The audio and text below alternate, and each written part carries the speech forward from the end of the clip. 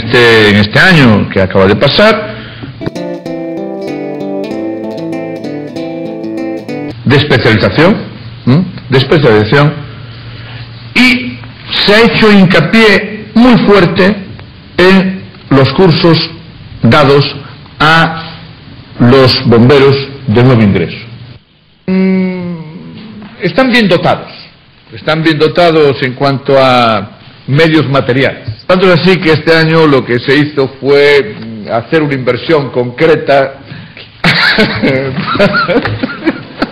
Lo hice sin querer.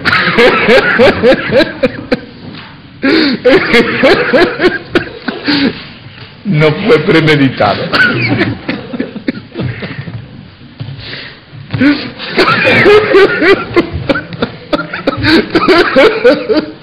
Bueno, vamos a ver.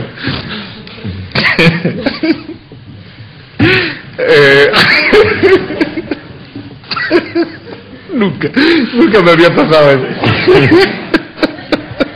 Bueno, el caso es que se compró un camión específico para la Ciudad Vieja.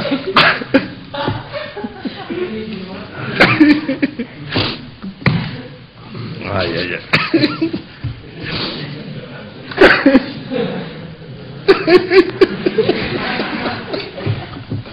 Esto parece infantil. Es un ataque de risa. Ay, ay, ay. Bueno, perdonad.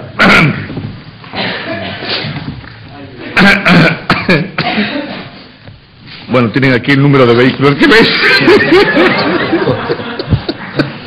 No hace falta explicar más. Si queréis hacer alguna pregunta sobre la dotación de los bomberos, el señor responsable os puede contestar.